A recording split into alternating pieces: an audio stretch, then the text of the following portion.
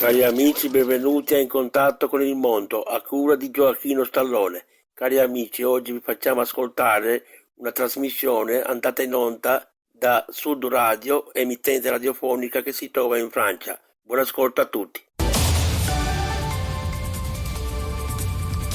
L'édito, comme chaque vendredi à 8h15, c'est avec vous, Éric Nolot. Bonjour Éric.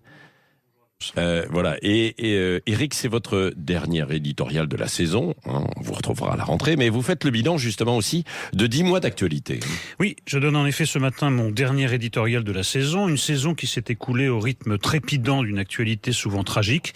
Il paraît donc difficile qu'un mot la résume tout entière, il en est un pourtant qui selon moi y parvient, c'est celui de décivilisation. Un mot, on le sait, emprunté par le président de la République au sociologue Norbert Elias, qui a le mérite de coller une étiquette commune sur des phénomènes très divers, des banales incivilités, aux crimes les plus révoltants en passant par les agressions d'élus. Une partie du lent et long travail de la civilisation semble se défaire sous nos yeux pour nous ramener vers des temps et des comportements plus primitifs.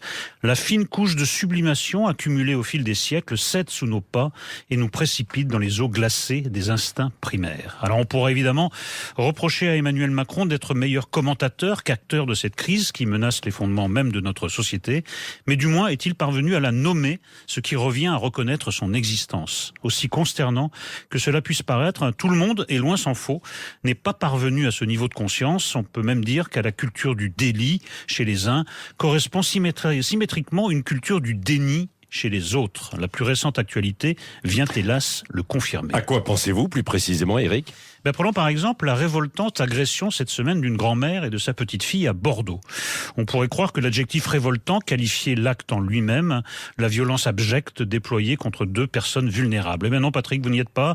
Ce que certains trouvent révoltant, c'est l'émotion causée par un événement prestement balayé sous le tapis avec la poussière des innombrables faits divers précédents. L'indignation devant le spectacle d'une vieille dame jetée sur le trottoir par un voyou suffit désormais à vous classer à l'extrême droite ou pire encore. Non, vous n'y êtes pas du tout.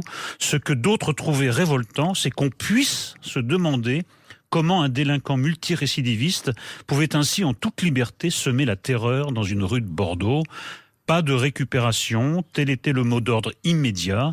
Interdiction de s'émouvoir, interdiction de réfléchir, tel était le programme du parti des cœurs secs et des têtes vides. Le parti Europe Écologie Les Verts se fendit d'un tweet qui souhaitait un prompt rétablissement aux deux victimes et assurait dans le même temps de son soutien le maire écolo de Bordeaux, je cite, pris pour cible après avoir dénoncé les récupérations politiques abjectes de l'extrême droite, comme si les deux souffrances étaient équivalentes. Oui, absolument. Le même parti Europe Écologie Les Verts hurla à la censure politique quand fut annoncée en Conseil des ministres la dissolution pour cause d'écoterrorisme du groupe d'activistes violents Les Soulèvements de la Terre. À les entendre, pas plus d'écoterrorisme que de beurre en branche.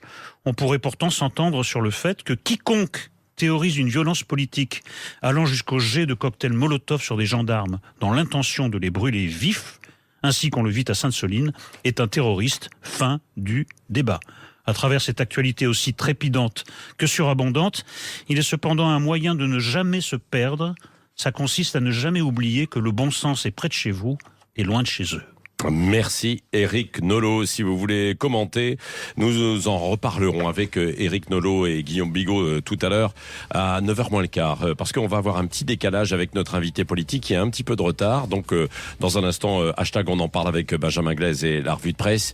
Et puis ensuite, mon invité politique, c'est Julien Bayou. Et ensuite, le débrief tout à l'heure, donc avec Éric Nolot et Guillaume Bigot. Il est 8h16, bon réveil à vous.